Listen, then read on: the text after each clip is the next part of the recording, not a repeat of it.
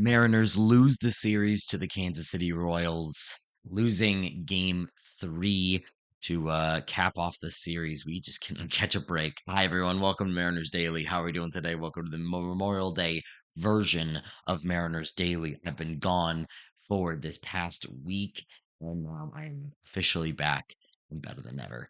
I'm in a weird spot right now, so maybe it's not better than ever.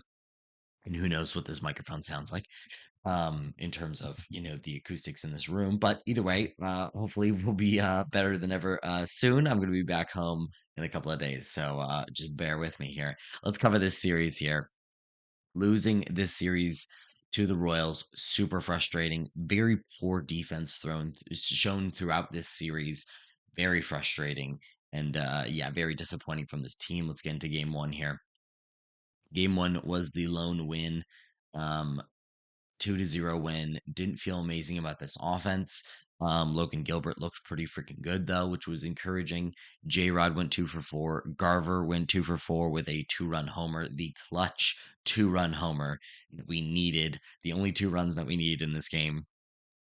Garver hit that one 104 miles an hour on a high sinker. Fantastic hit. Destroyed it. Righty on righty too. I mean, I've not seen Garver do fantastic versus lefties so far, but then again, nobody's done fantastic against lefties. So that's something. 406 feet on the homer from Garver. Super encouraging to see from him. And hopefully this is the beginning of, maybe him picking it up a little bit because we need somebody to pick it up while Cal is out. And J Rod is doing his best. I'm going to cover him in a moment. But Gilbert did hold this game down along with the bullpen. Good to see Brash back. And Bazardo locked it down for 4 outs as well. Gilbert, let's cover him. 5 2/3 innings pitched, 2 hits, 2 walks, given up, 6 strikeouts, 94 pitches. He threw the four-seamer 35% of the time, got 3 whiffs, 9 called strikes on the pitch, a 36 CSW percentage, 81 strike percentage on the four-seamer. Fantastic to see. Good to see the four-seamer at the top of the zone, but still able to get called strikes and not get destroyed. That's encouraging. The slider did well. Not amazing, but it did well. 24% usage, 4 whiffs, 2 called strikes, 26 CSW percentage on the slider. Encouraging to see overall. Not an amazing strike percentage, only at 56%, but you don't really need the slider to be an overly strike getting pitch.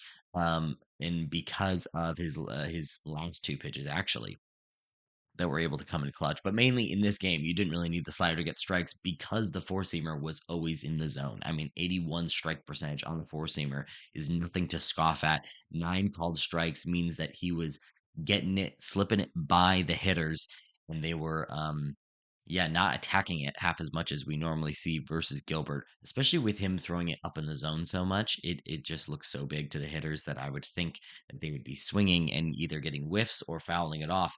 The called strikes came in bunches today. The splitter he threw 17% of the time, only got 1 whiff on the pitch, did nothing else besides that. The splitter's kind of been null and void for Gilbert so far this season. Kind of weird how that pitch has kind of disappeared for him. I know splitters generally are pretty finicky as a pitch, but for Gilbert, it was one of his main pitches. I mean, I know the slider is kind of the money pitch here most of the time, and the four seamer steps up in certain moments, like we saw in this game. But the splitter used to be a really good pitch for him. Normally, if the splitter's not working, then he throws the changeup a little bit more, but he didn't throw the changeup very much at all. I think he threw it 6% of the time. I didn't even write it down because it didn't mean anything to me. The curveball, he threw it 9.6% of the time. 3 whiffs on the pitch, 33 CSW percentage. Fantastic. There were about 9 curveballs there, about 8 cutters, 2 called strikes on the cutters, which is encouraging. Now, obviously, those pitches are very much backup pitches, but we have seen him lean on them a little bit more, a little bit here, a little bit here and there. So it's nice to have other weapons in your arsenal. Gilbert is kind of a weird pitcher right now because the splitter isn't working. So his out pitches has mainly been the slider and then hope for the best. Maybe a four seamer up in the zone. But besides that, Nothing doing in terms of swings and misses. Not a whole lot of whiffs. He got well, actually, no, I take that back. 3 whiffs on the curveball is actually kind of crazy. That he only threw about 9 or 10 of them in this start and still got 3 whiffs is kind of crazy. Got a strikeout on one, at least one. So it's encouraging. The start is encouraging. However, Gilbert has shown his volatility. My goodness, he has been all over the place these days, and it's just you just can't get him straight. I don't know what we're gonna get game to game, start to start. I have no idea. I have no idea. Royals have proven to be dangerous enough, especially to the Mariners, but overall not an amazing offense. They were not doing very well going into this series, which makes this series lost that much more frustrating. Let's get to game two, which we'll talk about J Rod a little bit here. Game two, we lost 0-5. So didn't score any runs. And yeah, Brian Wu ended up giving up 4 earned runs over 4 and 2/3 innings pitched. Sorry, that was game three. He pitched. Game two was Kirby. 6 innings pitched, 9 hits, 3 earned runs, 5 runs overall. Not an amazing game from Kirby, especially a really rough first inning. The hits just kept coming. They just kept moving the line. They ended up dropping, I think, 3 earned runs, or at least 2 of the earned runs on him for that inning. Just a little rough. Little rough. J Rod did stay hot, though, despite going 0 for 3 in this game. He went 0 for 3, but still had 2 hard hits. He was fantastic in game one, did great in game three. He went 2 for 5 in game three with a homer, multiple hard hit balls. Yeah, it's encouraging to see from J Rod that he is staying hot. He's had a fantastic May, right around 100 plate appearances, 878 OPS, 150 runs created plus in this month. It's just so encouraging to see him get a little hot this early on because we need it, man. We really freaking need it. And yeah, there's not much else to cover in this game in particular in game two because J Rod's really the only story there. 2 hard hit balls, but still going 0 for 3. That's like the freaking story of the Mariners, it feels like. We get a lot of hard hit balls. Talk about Dominic Canzone in game three. I'm going to talk about that in a moment. But it getting a lot of hard hit balls and still not getting the job done. Kirby gave up a lot of hard hit balls. I believe 13 was the number. And yes, a lot of them were ground balls, but still not great to give up that many hard hits over 6 innings pitched. That first inning, that first inning killed him, man. It was just hits after hit after hit after hit. He did settle in later in the game, but it shows his volatility as well. As good as this rotation can be, it's proof that we are not perfect. Our good pitchers are not perfect. They're not exactly what you expect them to be or what you need them to be. So you just got to keep fighting. Just got to keep pushing. Still May, only a second month in the season. I still believe in this team. I still believe in this team, and I'm going to say that probably till the end. No, probably till July. Probably till July. If we don't make a move and we are still completely out of it, then I'll probably start pulling back a little bit on the positivity because at some point you can't stay positive. Talk about Rob Refsnyder. He was batting fourth in game one here in this series. He's had 3 strikeouts versus a lefty. What more do you need? I mean, I listen, man. I've been a rooter of Refsnyder, and I love the signing. I thought it was a genius move. We had trouble versus lefties last year. I really wanted to see Refsnyder just take care of that right field role.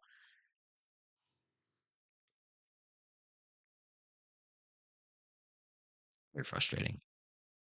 Very frustrating. He's been absolutely terrible. I believe he's batting 101 right now. About 101 batting average. So that's nice. That's fun. It's fun. It's just fun. Frustrating, dude. Freaking frustrating. Colt Emerson might be emerging though. Game three, he went 4 for 4 with 3 hard hits on the game. Absolutely fantastic. First 4-hit game of his career. I believe it was his first double of the game, first double of his career in the major leagues as well. He four hard hit, three hard hit balls out of his four hits. The fourth one was definitely a blooper into left field. But great to see, man. I mean, if he can get going, that is going to be huge for this offense. And as soon as Wilson starts trusting him to be a little bit higher in the lineup, that'll do wonders for us. And hopefully he can come through when we need it. Obviously, we know how rookies can be in their first season. Maybe start off a little bit hot, and then pitchers quickly pivot to and figure them out, and then they go through that slump. So I'm not saying it's all smooth sailing from here or that Emerson has emerged, but seeing three doubles from the young kid, fantastic, man. Absolutely fantastic. J Rod stayed hot in this one, like I said, 2 for 5 with a homer. Canzone went 1 for 4 with four hard hit balls. He is hitting the ball so freaking hard to get this unlucky. He's going to be okay. Just keep playing him and he's gonna be fine. I really am not worried about Canzone. He's hitting the ball too hard for me to worry about him. It is bound to come around. It's gonna come around. He's too good at hitting the ball hard for him to stay this down, and we've seen him perform very well, especially last season. Just keep starting him. Keep starting him, and he's gonna be okay. I am very convinced of that. Unless he all of a sudden, unless the strikeouts are really this bad, unless he really can't make contact, and then it doesn't matter. Then it doesn't matter. Wu pitched this game, 4 2/3 innings pitched, 6 hits, 4 earned runs, 2 walks, 4 strikeouts. He was cruising for the first 3 innings, 4 innings, and the fifth inning just hit him like a freight train, and he could not get out of it. He lived and died by the four seamer this game, as he generally does throughout his starts, but even more so this game. 57% usage on the four seamer, about 8% higher than his average usage this season. 6 whiffs, 7 called strikes, 25 CSW percentage. The one problem here, though, is that out of 6 balls in play, he only got 2 outs. That's 4 hits on the four seamer. They were not hit very hard, though, which is encouraging at the very least. The sweeper was the one that got hit a little bit hard. He only threw that 13% of the time. Same with the sinker. Sinker got the soft contact though. 5 balls in play, only 4 outs on those 5 balls in play. So fantastic to see from that. But the sweeper was the one that got hit hard. He gave up 10 hard hits in this game, only 2 line drives and 1 fly ball. The 1 fly ball was the four seamer. So keep that in mind. I'm not saying it was a perfect pitch or anything. He could not get out of the fifth inning. It was a good move to pull him. Just frustrating. Frustrating to see him not do as well as we expect, especially in a game where we scored 5 runs, which we know is not going to happen all the time. It doesn't. And it's because we constantly leave our team out on the base paths. We had 2 men on in the fifth inning with 2 outs for JP to ground out. And then on the bottom half of the fifth inning, Salvi comes through for the Royals, scoring 2 runs on his single with 2 outs. If you can't be clutch, man, nothing's doing. Nothing is happening. If you cannot come through in the clutch, we tried to have a last minute push, in the ninth inning, but it's too little too late. Like I said at the start of this show, it's too little too late. Just didn't work. Wasn't enough. Was not enough. Rayleigh tried to run out that last little dribbler to keep the inning alive, but it just was not enough. And this lineup has proven itself to be not enough, especially if the rotation can't pick him up. You need a start like Gilbert and for the bullpen to hold on to push through, or else you're just non-competitive, especially versus a Royals team that you should be able to beat. That's, I think, what makes this series so frustrating. It was good to take 2 from 3 from the White Sox, especially after getting swept by the Padres, but you can't do this versus the Royals, man. You can't do this. And the Royals are, I mean, they're okay. I'm not going to say Royals are a bad team, but watching this game, especially game 3, the defense would look so ugly on the Mariners side, and it's just hard to ignore the fundamentals. So, very frustrating, very disappointing.